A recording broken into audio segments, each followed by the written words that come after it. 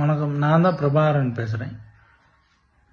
போன 27ஆம் தேதி விஜய் பிரச்சார கூட்டத்துக்கு நான், என் பாப்பா, என் மாப்பிள்ளை 3 பேரும் போனோம். போனதில் 2 பேர் இறந்துட்டாங்க. எப்படி இறந்தாங்க, எதனால் இறந்தாங்க எப்படின்னு எனக்கு தெரியல. அதனால் பார்த்தீங்கன்னா நான் சிபிஐ விசாரணை வேணும்னு சொல்லிட்டு நானாகவே பார்த்தீங்கன்னா தான் கேஸ் கொடுத்தேன். இப்போ நேற்று காலையில் பார்த்தீங்கன்னா டிஎம்கேலேருந்து எம் ரகுநாதன் சொல்லிட்டு ஒன்றிய செயலாளர் அவர் இந்த மாதிரி 20 லட்ச ரூபா பணம் தரோம், வேலை வாங்கி தரோம், அதை பண்ணுறோம் இதை பண்ணுறோம் அப்படின்னு சொல்லிட்டு எல்லாத்தையும் கேஸ் வாபஸ் வாங்க அப்படின்னு சொல்லிட்டாப்புல.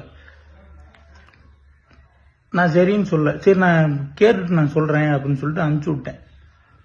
இப்போ பார்த்துட்டிங்கன்னா காலையில் நியூஸில் இந்த மாதிரி போகுது. பிரபாகரன்றவர்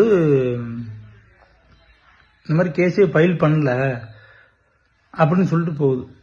நான் தான் கேஸ் ஃபைல் பண்ணேன். இந்த மாதிரி என் பேர் தான் போடுறாங்க. பிரபாகர் எல்லாம் கேஸ் கொடுத்ததே தெரியாத மாதிரி போடுறாங்க. அதனால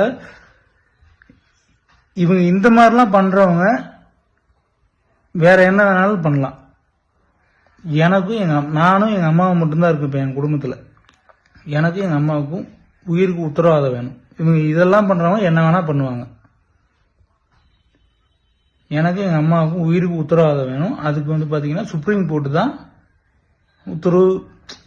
அது எனக்கு சொல்ல தெரியல, நீங்க தான் பார்த்து பண்ணிக்கணும். நன்றி, வணக்கம்.